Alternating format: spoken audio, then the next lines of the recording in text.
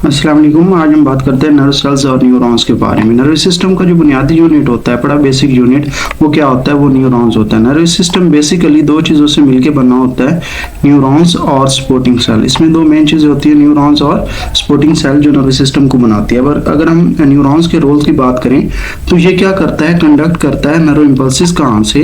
From receptor side to coordinator, receptor से coordinator की तरफ भेजता है, और फ्रॉम कोऑर्डिनेटर टू अफेक्टर। ये इसका मेन रोल होता है पड़ा न्यूरॉन्स का। अगर मैं न्यूरॉन्स की बॉडी स्ट्रक्चर की बात करूं तो इसमें दो चीजें होती हैं। ये दरमियान में आप देख रहे हैं, ये क्या हो गया? साइटोप्लाज्म हो गया, और ये क्या है? पड़ा न्यूक्लियस। और ये जो कंप्लीट पोर्शन है ऊपर वाला, इसे हम क्या कहेंगे? Cell body. ठीक है। और ये बाहर की तरफ क्या है? पड़ी एक आउट ग्रोथ है, जिसे हम क्या कहते हैं? Dendrites. Different process extended out from the cell body. ये क्या करते हैं? Conduct impulses outward cell body, मतलब कि बाहर की तरफ से नर्व इम्पल्सिस ये अपने अंदर की तरफ ले आता है। यहाँ से डेंड्राइट से नर्व इम्पल्सिस यहाँ से अंदर की तरफ आएंगे। ठीक है। और ये नीचे वाला जो कंप्लीट हिस्सा है, इसे हम क्या कहेंगे? एक्सोन।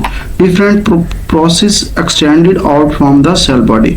इसका क्या काम होता है? Conduct impulses away from the cell body, मतलब सेल बॉडी से आगे जो नर्व इम्पल्सिस होती हैं बड़ी, जो इम्पल्सिस होते हैं, उन्हें क्या करता है? कंडक्ट करता है पड़ा। ठीक है।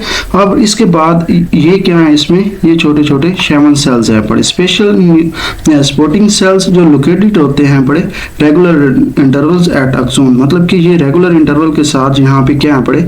लोकेट हैं पड़े। एक और चीज कि इसके ऊपर ना, अगर मैं इसे मजीद एक्सटेंड करके आपको दिखाऊं तो ये वाला है, ये ऊपर देखें, ये ऊपर वाली शीट जो है, इसे क्या कहते हैं?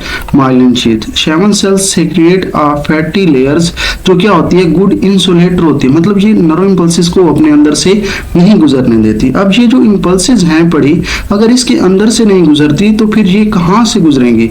ये एक्चुअली इसके वन नोड से दूसरे नोड की तरफ क्या करेंगी? जंप करेंगी। इस तरह, ये जो इस तरह मैंने बनाया हुआ, one node to another node क्या करेंगी? जंप करेंगी। तो इस तरह की जो इम्पल्सिस होती है उसे क्या कहते हैं? Saltatory impulses.